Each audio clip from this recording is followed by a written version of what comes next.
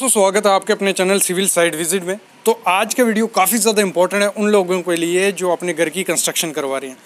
तो देखो, खर्चा काफ़ी ज़्यादा आप कम कर सकते हो अगर कुछ टिप्स फॉलो करो, कुछ चीज़ें ऐसी करो जिससे आपके घर की कंस्ट्रक्शन कॉस्ट डिक्रीज़ हो सकती है। तो ऐसी आज मैं 10 चीज़ें आपको ऐसी बताने वाला हूँ जिनसे आपकी घर की कंस्ट्रक्शन कॉस्ट 2 से 3 लाख रुपया कम हो सकती है और इससे भी ज़्यादा हो सकती है। अगर ये चीज़ें आप फॉलो करते हो तो काफ़ी ज़्यादा कंस्ट्रक्शन कॉस्ट डिक्रीज़ हो जाएगी आपकी। सबसे पहली चीज़ है, सामने जैसे आप एक घर देख रहे हो, कंस्ट्रक्शन हो रही है इसकी, तो अगर आप कॉलम पहले करते हो, मतलब फ्रेम स्ट्रक्चर बनाते हो, मतलब कॉलम पहले कास्ट कर लो, उसके बाद ब्रिक वर्क करो, तो आपके खर्चे में काफ़ी ज़्यादा कटौती होती है। क्योंकि जब साथ साथ में आप अगर घर बनाते जाओ, मतलब दीवारें चढ़ाते जाओगे और कॉलम करते जाओगे, उसमें होता क्या है, उसमें आपकी एक तो फिनिशिंग अच्छी नहीं निकलती है, दूसरी कॉलम को क्यूरिंग अच्छी नहीं हो पाती है, तीसरी चीज़ उसमें जो शटरिंग की जाती है उसमें काफ़ी ज़्यादा टाइम जाता है। तो अगर हम करते हैं डायरेक्ट कॉलम पहले कास्ट कर लेते हैं, मतलब जो हमारा 3 मीटर का अगर रूम की हाइट है तो 3 मीटर हम पहले कॉलम कास्ट कर लेते हैं, उसके बाद स्लैब कर लेंगे, उसके बाद हम ब्रिक वर्क अगर करते हैं तो उसमें कंस्ट्रक्शन कॉस्ट में काफ़ी ज़्यादा डिक्रीज़ आपको देखने को मिलेगा, काफ़ी पैसा आपका बचेगा। दूसरी चीज़, जो भी दीवारें होती है, मोस्टली मैंने देखा है कई लोग क्या करते हैं, पूरी दीवारें क्या कर देते हैं 9 इंच की कर देते हैं, तो वो काफ़ी बड़ी मिस्टेक है। अगर आप फ्रेम स्ट्रक्चर बना रहे हो, कॉलम बीम स्लैब कर रहे हो, कॉलम बीम प्रोवाइड कर रहे हो, तो 9 इंच की दीवार की ज़रूरत पड़ेगी ही नहीं। अगर डालनी भी है 9 इंच की दीवार आपको, तो वो डालनी है फेरी फेरी में, मतलब घर की जो बाहर की दीवारें होंगी वो आप 9 इंच की कर दो, लेकिन जो इंटरनल दीवारें होंगी उनको आप 5 इंच की कर लो, तो काफ़ी ज़्यादा आपका पैसा बच सकता है और सेव भी घर रहेगा। ये नहीं है, जो भी मैं पैसा आपको डिक्रीज़ करने के लिए कह रहा हूँ वो क्वालिटी वर्क की कह रहा हूँ, मतलब अच्छे से ही करने को बोल रहा हूँ। अगली चीज़ है, अगर आपको घर का खर्चा और डिक्रीज़ करना है, आपको कभी भी जो मतलब फर्मे होते हैं, मतलब जो दरवाजे हैं, खिड़कियाँ हैं, वो आपको वुडन की नहीं करनी है, वो आपको किसकी करनी है, एमएस फ्रेम की करनी है, या तो आपको एल्युमिनियम की करनी है। अगर दोनों, एल्युमिनियम चलो अच्छा है, नहीं इतना ज़्यादा अच्छा है as compare to MS frame, आप क्वालिटी के साथ कॉम्प्रोमाइज़ मत करो, फिर भी आप क्या करो, एमएस के फ्रेम बनाओ सिंगल कब्जे के, और विंडो के भी वैसे करो, तो आपका काफ़ी ज़्यादा पैसा उसमें भी बच जाएगा। अगली चीज़ क्या है, जो ब्रिक वर्क आपको करना है, ब्रिक वर्क आपको एक आती है बर्न्ड फ्लाई ब्रिक और एक आती है फ्लाई ऐश और डबल एसी ब्लॉक। तो आपको हमेशा क्या यूज़ करना है, आपका काफ़ी ज़्यादा इसमें खर्चा बचेगा। अगर आप फ्लाई ऐश ब्रिक यूज़ करते हो या डबल एसी ब्लॉक यूज़ करते हो तो उसमें काफ़ी ज़्यादा खर्चा बच जाता है, क्योंकि जो बर्न्ड ब्रिक आती है लाल ईंट, वो आती है 7 से 8 रुपये में, लेकिन आपको फ्लाई ऐश ईंट कितने में मिल जाएगी, 4 रुपये से स्टार्ट होती है, और अच्छी ब्रिक आपको 5 से 6 रुपये में बच जाएगी। एक घर में भी अगर 20,000 से 30,000 ब्रिक लग रही है तो उसमें अगर 1-2 रुपये बचते हैं, हमारा सीधा लाखों में पैसे बच जाएंगे। अगली चीज़, आप खर्चा कहाँ बचा सकते हो, जो स्टील आपको यूज़ करना है, क्योंकि स्टील देखो आपको 500 ग्रेड या 550 ग्रेड यूज़ करना होता है, फी 500 या 500 फी TMT वार। तो आपको हमेशा क्या करना है, जो आपका लोकल वेंडर होगा, देखो टाटा स्टील के स्टील रेट और जो लोकल, अगर हम कोई भी, मैं नाम नहीं लूँगा, कोई भी अगर हम स्टील पता करेंगे तो उसमें काफ़ी ज़्यादा अंतर होगा, मतलब हज़ारों में, और हम टन के हिसाब से लेते हैं, 1 मीट्रिक टन या 2 मीट्रिक टन या 3, क्योंकि 1000 स्क्वायर फीट में हमारा कोई 3 से 4 टन लग जाता है, तो उसमें डायरेक्ट आप 50 से 60 हज़ार बचा सकते हो लोकल वेंडर से लेकर। और लोकल वेंडर का ये नहीं है कि कुछ अच्छी क्वालिटी का सरिया नहीं होगा, अच्छी क्वालिटी का सरिया रहता है, बस उसको जो प्रोसेस रहता है बनाने का, उसको मतलब जो स्क्रैप आता है, स्क्रैप को पिघला के वो सरिया बनाया जाता है, लेकिन उसके भी ISO सर्टिफाइड होता है, वो उसके भी काफ़ी टेस्ट किए जाते हैं, फिर ही वो जाके आप यूज़ कर सकते हो, वो सरिया भी आप यूज़ कर सकते हो, इसमें कोई दिक्कत नहीं है।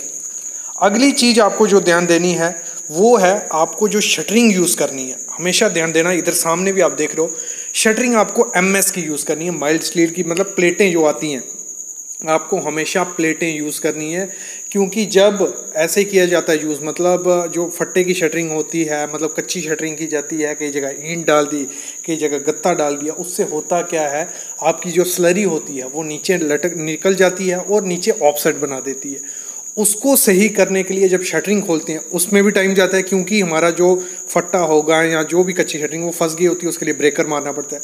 दूसरी, जो अनफिनिश एरिया निकला होता है, मतलब कोई कुछ जगह से बाहर निकला होगा, कुछ जगह से अंदर चला गया होगा, तो उसको सही करने के लिए भी आपको एक लेबर लगेगा, एक मिस्त्री लगेगा, वो पैसा आपका इंक्रीज़ होता जाएगा। अगर आप MS की शटरिंग यूज़ करते हो MS की प्लेटें यूज़ करते हो, मतलब जो आयरन की प्लेटें आती हैं, तो उससे जो शटरिंग रहती है वो एक अच्छी शटरिंग रहती है। और उसमें आप ध्यान देना, अगर आप कच्ची शटरिंग करते हो, नीचे आप बल्ली वगैरह यूज़ करते हो, प्रॉपर शटरिंग नहीं करते हो, उसमें क्या होता है स्लैब सेटलमेंट होती है, तब आपको कुछ नहीं दिखेगा, थोड़े थोड़े क्रैक दिखेंगे। लेकिन बाद में होगा क्या, वो जो सेटलमेंट हुई होती है उसमें से क्रैक पड़ जाते हैं और पानी दिखने लगता है, और उसको रिपेयर करने जाओगे तो आपके हज़ारों रुपये उसमें लग जाएंगे। अगली चीज़ है, मैंने मोस्टली घरों में देखा है खर्चा इंक्रीज़ क्या होता है, जो मटेरियल पड़ा होता है, हम ब्रिक की बात करें या सैंड की बात करें, उसको एज ए कई ब्रिक को तो शटरिंग मटेरियल की जगह यूज़ कर दिया जाता है, या कहीं ऐसी जगह यूज़ कर दिया जाएगा रास्ता बनाने के लिए यहाँ से, लेकिन वो ईंट एक ईंट होती है आपकी 7 से 8 रुपए में। ऐसी अगर 10-15 ईंटें भी इधर उधर कर गई तो वो भी काफ़ी ज़्यादा इंक्रीज हो जाता है खर्चा। और जो सैंड होती है, सैंड को क्या किया जाता है, पाली बनाई जाती है, पॉन्डिंग सिस्टम आपने देखा ही होगा, क्यूरिंग के लिए मोस्टली यूज़ किया जाता है। तो उसमें क्या करते हैं, सैंड यूज़ करते हैं पाली बनाने में, उसमें पानी डालते हैं और वो सैंड बेकार हो जाती है। उसके बाद उसको जब इकट्ठा किया जाता है, उसमें मिट्टी आई थी है, वो यहाँ वहाँ फेंक दी जाती है। तो हमेशा जो आपका मटीरियल रहेगा उसको आपको ध्यान रखना है, थोड़ा थोड़ा मटेरियल भी उसका हिसाब रखना है। रेता है, अगर सैंड है, उसको प्रॉपर उसको तरीके से रखना है कि बारिश पड़े वो बह नहीं जाए। ये चीज़ें मोस्टली, ये चीज़ें तो सबको पता रहती हैं, लेकिन ये चीज़ें भी अगर आप कंट्रोल करते हो, इसमें भी आप 10 से 20 हज़ार रुपया कम बचा सकते हो। अगली चीज़ है, जो भी मटेरियल आप लो, पहले आपको वो अपने लोकल वेंडर से उसका प्राइस पता करना है कि लोकल वेंडर किस प्राइस में दे रहा है। उसके बाद आप कोई ब्रांडेड चीज़ देखो, और लोकल वेंडर का मटेरियल 50% आपको सस्ता मिलेगा। जो चीज़ आपको 4 लाख रुपए की ब्रांडेड मिलेगी, वही चीज़ आपको 2 लाख रुपए में मिल जाएगी, और एक अच्छी क्वालिटी की वो चीज़ हो सकती है अगर आप उसको प्रॉपर तरीके से चेक करो। और उसके जो मटेरियल टेस्टिंग सर्टिफिकेट होते हैं, MTC होते हैं, उसकी स्पेसिफिकेशंस होती हैं, क्योंकि हर मटेरियल का टेस्ट कैसे करना है, उसकी चीज़ें क्या चीज़ें आपको चेक करनी है, इस पर वीडियोस में काफ़ी बना चुका हूँ। वो वीडियोस देख लो, गूगल से सर्च कर लो। लोकल वेंडर का मटेरियल ये नहीं होता है कि वो ख़राब होता है, काफ़ी अच्छा होता है, बस उसका ब्रांड नेम नहीं बना होता है। ये नहीं है कि जो जिनके ब्रांड नेम बन गए हैं वो चीज़ कभी ख़राब नहीं होगी, वो चीज़ भी ख़राब होती है। और आजकल मार्केट में काफ़ी चीज़ें डुप्लीकेट भी आ रही हैं, तो हमेशा ध्यान रखना, जब भी ब्रांडेड चीज़ लो तो उसमें भी उसका क्वालिटी चेक कर लेना, सिर्फ नाम देख के कुछ चीज़ कभी मत लेना। अगली चीज़ है, वो मोस्ट इंपॉर्टेंट चीज़ है, इस पर आपका 1 लाख से 2 लाख रुपया जुड़ा होता है। मतलब इस चीज़ से अगर एक कॉस्ट आपकी 1 लाख से 2 लाख में, छोटे घर की बात कर रहा हूँ, अगर बड़ा घर होगा तो यही चीज़ 5 से 10 लाख रुपये आपका खर्चा इंक्रीज कर सकती है। वो है घर का प्लान। तो जो भी आपको घर का प्लान बनाना है, वो आपको क्या करना है, एक सिंपल प्लान बनाना है। अगर आप घर की अपनी कंस्ट्रक्शन कॉस्ट डिक्रीज़ करना चाहते हो, ज़्यादा एलिवेशंस नहीं देनी है, ज़्यादा जो मतलब कॉम्प्लेक्स आपको स्ट्रक्चर नहीं बनाना है, सीढ़ी सिंपल सी देनी है। सीढ़ी में भी काफ़ी ज़्यादा खर्चा होता है, अगर आप सीढ़ी को कॉम्प्लेक्स बनाओगे टेढ़ा मेढ़ा करके तो उसमें भी काफ़ी ज़्यादा खर्चा जाता है। बाकी आप अगर उसमें एलिवेशन बार में डिज़ाइन वगैरह बनाओगे, उसमें भी काफ़ी ज़्यादा खर्चा जाता है। तो हमेशा आपको जगह भी ऐसी लेनी है जो स्क्वायर शेप हो या ट्रायंगल शेप, मतलब रेक्टेंगल शेप हो। कभी भी ट्रायंगल शेप या टेढ़ी मेढ़ी जगह लोगे, उसमें कॉम्प्लिकेटेड प्लान बनेगा, उसमें आपकी जगह वेस्ट जाएगी, उसमें आपकी दीवारें आगे पीछे मोटी दीवारें हो सकती हैं, लंबी हो सकती हैं, और अच्छे से अगर आपका नहीं बनेगा। तो हमेशा आपको स्क्वायर शेप का एरिया लेना है, स्क्वायर शेप का प्लान बनाना है, या रेक्टेंगुलर, मतलब सिंपल डिज़ाइन आपको बनाना है। ये सिंपल बात मैं आपको बता रहा हूँ। अगली चीज़ जो है, ये काफ़ी मोस्टली गांव वगैरह में गलती की जाती है, जहां बिना इंजीनियर काम करवाया जाता है, जो कॉन्ट्रैक्टर काम करते हैं। जब भी स्लैब की कास्टिंग होती है, आपको हमेशा ध्यान देना, वहां पे आपको जो कंक्रीट की थिकनेस रखनी है, तो उसमें मैंने काफ़ी जितने घर भी देखे ना, 125 mm बोला जाता है कि आपको मिनिमम 125 mm आप थिकनेस रखो तो कोई दिक्कत नहीं है। मतलब 125 mm मिनिमम रखो, उससे ज़्यादा 150 mm रखने की ज़रूरत नहीं है।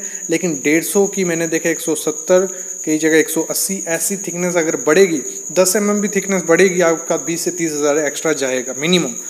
तो आपको हमेशा ध्यान देना है कि आपकी जो स्लैब की थिकनेस हो, प्रॉपर आप कांडी बना के प्रॉपर शटरिंग करके ही 125 mm करवानी है।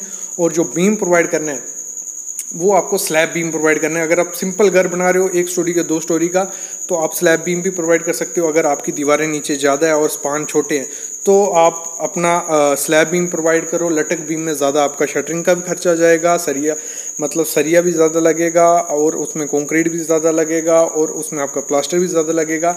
अगर सिंपल घर बना रहे हो 5-6 लोगों के लिए तो आप स्लैब बीम मोस्टली ज़्यादा स्लैब बीम प्रोवाइड करो, अच्छी स्लैब में सरिया प्रोवाइड कर दो, तो उसमें कोई दिक्कत आपको नहीं आएगी। अगर ये 10 चीज़ें आप फॉलो करते हो तो ज़रूर देखना आपके घर का खर्चा मिनिमम 2 से 3 लाख रुपया सस्ता आपको घर पड़ेगा।